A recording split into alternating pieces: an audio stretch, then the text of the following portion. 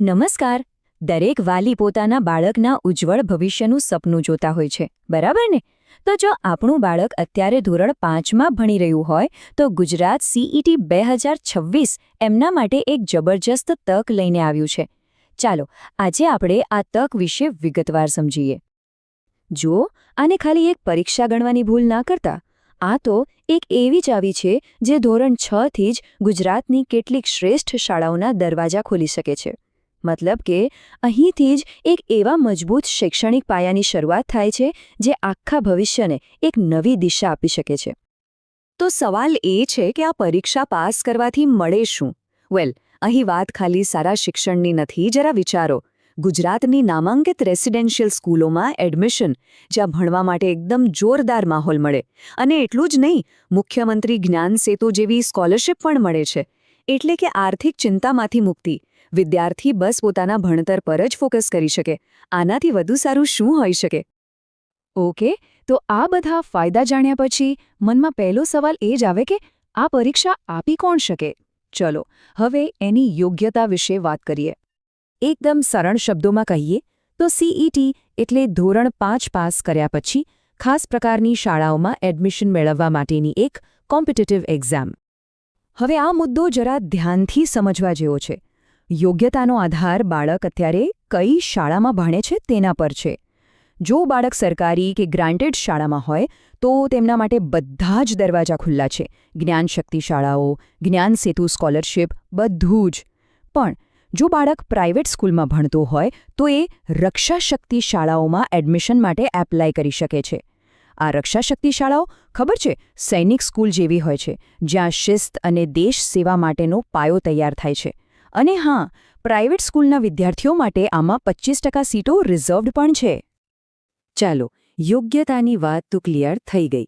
હવે આગળ વધીએ અને જોઈએ કે આ પરીક્ષાનું માળખું કેવું હોય છે. મતલબ કે એક્ઝામ પેટર્ન શું છે, જેથી તૈયારી કરવામાં સરળતા રહે. અહીં તમે જોઈ શકો છો કે કયા વિષયનું કેટલું વેટેજ છે. જુઓ, તાર્કિક ક્ષમતા અને ગણિત આ બે વિષય મળીને જ 50% વેટેજ કવર કરે છે. એનો સીધો મતલબ એ છે કે પરીક્ષામાં લોજિકલ થિંકિંગ અને પ્રોબ્લેમ સોલ્વિંગ પર ખાસ ફોકસ છે.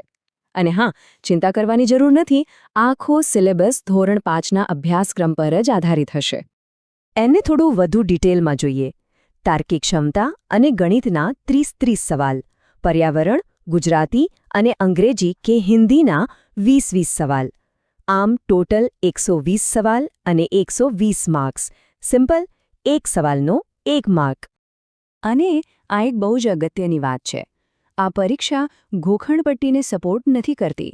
ના, અહીં ફોકસ સમજણ પર છે.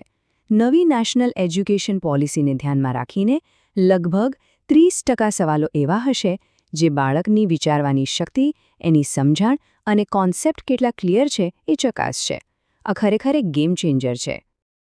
ઓકે, તો પરીક્ષા કેવી હશે અને એનો હેતુ શું છે એ તો આપણે સમજી લીધું. હવે આવીએ સૌથી પ્રેક્ટિકલ સવાલ પર. આના માટે એપ્લાય કઈ રીતે કરવાનું? વાલીઓ માટે પ્રોસેસ એકદમ સિમ્પલ રાખવામાં આવી છે, જે બહુ સારી વાત છે. સૌથી પહેલું કામ, બાળકની સ્કૂલમાં જઈને ટીચર કે પ્રિન્સિપલને જણાવવાનું કે આપણે આ પરીક્ષામાં રસ ધરાવીએ છીએ. બસ. બાકીનો ઓનલાઈન ફોર્મ ભરવાનું કામ સ્કૂલ જ કરશે. આપણે ખાલી એટલું ધ્યાન રાખવાનું કે નામ, જન્મ તારીખ જેવી વિગતો એકદમ સાચી અપાય. આખી ઓનલાઈન પ્રોસેસ સ્કૂલ જ હેન્ડલ કરશે. અને હા, આ વાત ખાસ નોંધી લેજો. વાલીઓએ ફોર્મ ભરવા માટે કોઈ સાયબર કાફેના ધક્કા ખાવાની જરૂર નથી. જાતે કશું જ ઓનલાઈન નથી કરવાનું. બધું જ કામ સ્કૂલ લેવલ પર થશે. આનાથી મોટી રાહત શું હોઈ શકે, સાચું ને? સારું, હવે કેટલીક એવી તારીખો અને વિગતોની વાત કરીએ જે ભૂલ્યા વગર કેલેન્ડરમાં માર્ક કરી લેવાની છે. આ બહુ જ ઇમ્પોર્ટન્ટ છે. આ ટાઈમલાઈન બરાબર જોઈ લો.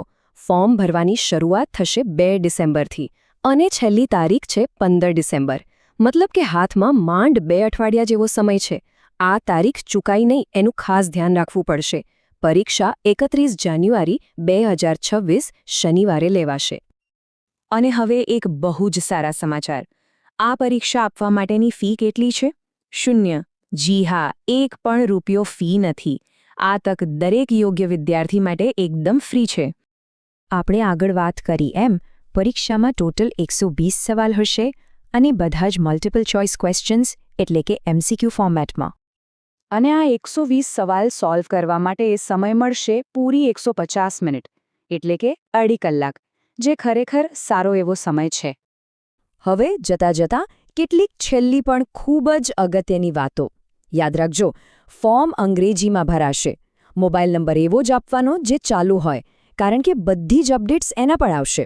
અને એકવાર ફોર્મ સબમિટ થઈ ગયો પછી કોઈ ફેરફાર નહીં થાય. પરીક્ષા કેન્દ્રો પણ તાલુકા લેવલે જ હશે, એટલે બહુ દૂર જવાની જરૂર નહીં પડે.